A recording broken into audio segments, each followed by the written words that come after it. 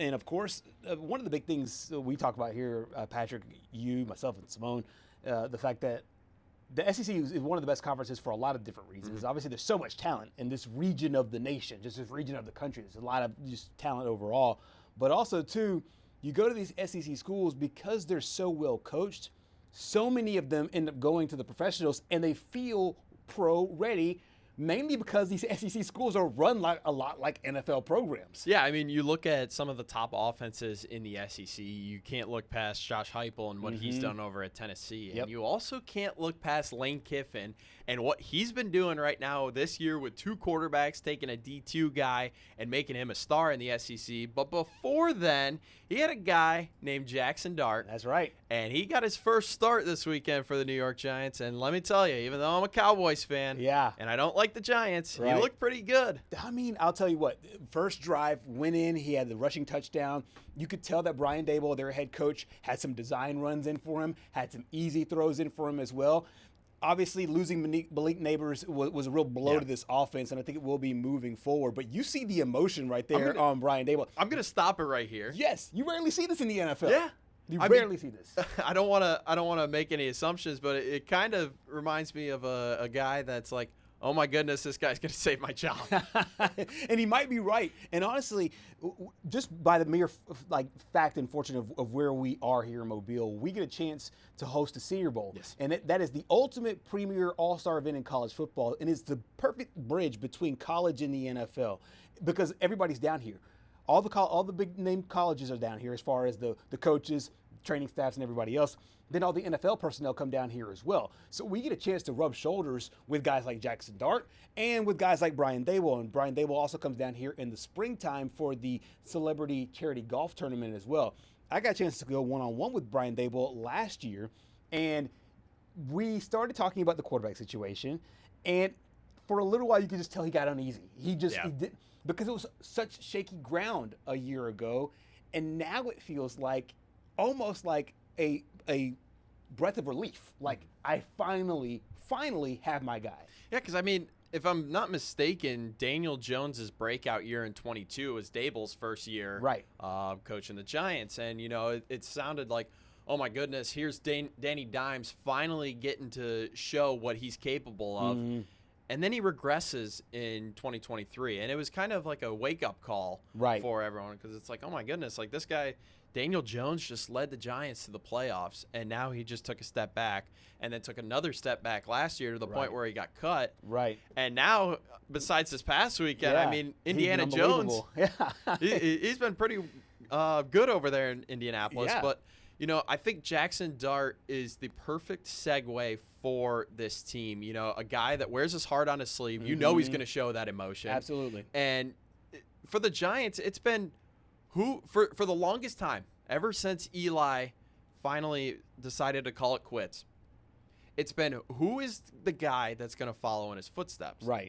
And so far, it's been turmoil over there. And I know that a lot of people say this, and I almost get annoyed when people say it, but I'm going to use it in the same frame because I think it works in Jaxson Dart's case.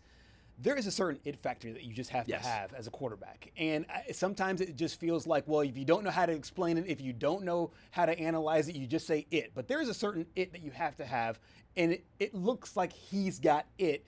And the way that I could tell, it's not by the way he carries himself, it's by the way the players respond to the way that he carries himself. And I feel like the Giants have full confidence and belief. He's a rookie. He'll make mistakes. But you carry over from the preseason, when he had 3 good games in the preseason, a good game to start his NFL career, it just feels like he's got that thing. Even if it's just the confidence to think, I can go out and do it, and then goes out and gets it done. Yeah, I mean, he might not have lit up the stat sheet in comparison to Justin Herbert. But, I mean, when you look at rookie quarterbacks on their first start, you could almost pencil them in for right around 100, 150 yards passing. As long as you don't throw an interception, as long as you don't give away the football or you don't fumble like he did in comparison to Justin Herbert, a couple of interceptions there, you are going to win football games in your rookie year. You're going to make mistakes. You're going to have some close calls with interceptions and stuff like that. But, I mean, you look at Justin Herbert, he didn't have a good game, and it was kind of surprising in regards because the Chargers started out 3-0. Yeah, they were rolling. They beat the Kansas City Chiefs, and it looked like they were, ready to take on the Chiefs as far as the division winners there in the AFC West. There was a game last year, I believe it was the Arkansas game, the Ole Miss Arkansas game a year ago, where I felt like, oh, okay, Jaxson Dart's not just a good college quarterback. He could make it in the NFL. I didn't see this level of production. I didn't see first-round draft pick number 1. I didn't see this level of production this early. I thought he might be holding a clipboard for the first couple of years, then get his chance later on as a later draft pick. But he is he's shocking everybody and making the whole world happy there in New York or in where do they play East Rutherford. East Rutherford, yeah. They used to play in the Meadowlands. Yeah. But we got a chance to hear from Dart and Brian Daboll. Daboll, of course, has SEC roots as well. Coached under Nick Saban as an assistant coach, and now the head coach of the New York Giants. Yeah, I mean, that's his job as a quarterback, make good decisions, convert, make the right choice. Wasn't perfect, didn't expect it to be in his first game, but a tough opponent, 3-0 team with a pretty good defense. Thought he made good decisions, thought we ran the ball well, thought we controlled the game for the most part. Had some turnovers on defense. But I think the young man played well within himself. Made a huge play when he needed to Theo on that third down play. So happy we got him. Me and Dave just have a special relationship. He's the guy that believed in me from day one. And I think it does say a lot, that he made the decision and had the confidence in me, and even just giving me the ball in those situations on that third down to make a play. So I think that I know that when you have a coach who has your back, I'm gonna go out there and do everything that I can for him to win.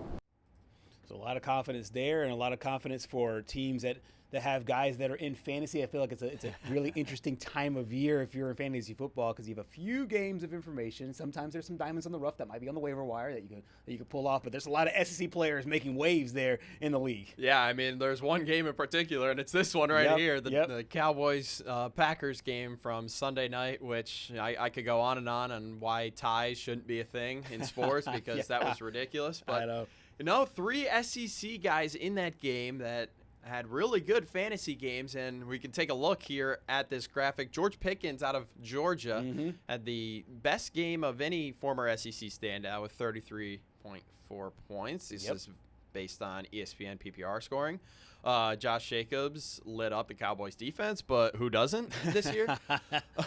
Dak Prescott turning back the clock to his rookie year. That's right. I mean, he's looked good so far this year. Yeah, he's looked awesome, and to have Pickens there as well as Jalen Tolbert, and they'll get CeeDee Lamb back as well. This is a really dangerous Cowboys offense. There also you see Bijan Robinson, who played his football over at Texas, had a good game for the Atlanta Falcons, as well as Woody Marks there as well, almost 28 points in fantasy. And Dak Prescott had a really, really good game, and I'm right there with you. I don't believe ties should be a thing, but had a lot of high praise there for George Pickens. Yeah, I mean, George Pickens coming over from Pittsburgh, I thought it was going to be that 1-2 punch between Pickens and Lamb. We haven't really seen Lamb play up to his capabilities this year. He's been hurt, but here is the Dallas quarterback on his wide receiver. Yeah, I mean, no surprises, honestly.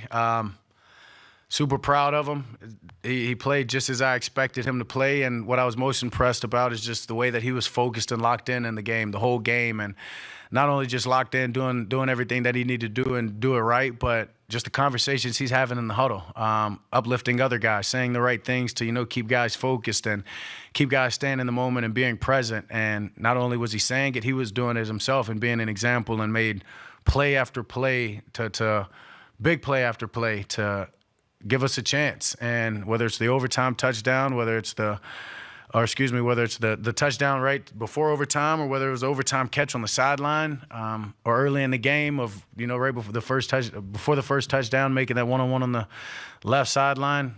He made plays all night long, and not surprised at all. He's done that all camp. He's done that his whole career, and just having a guy like that, he's going to do more of it. This feels like a prove-it season for George Pickens, and so far he's passing the test.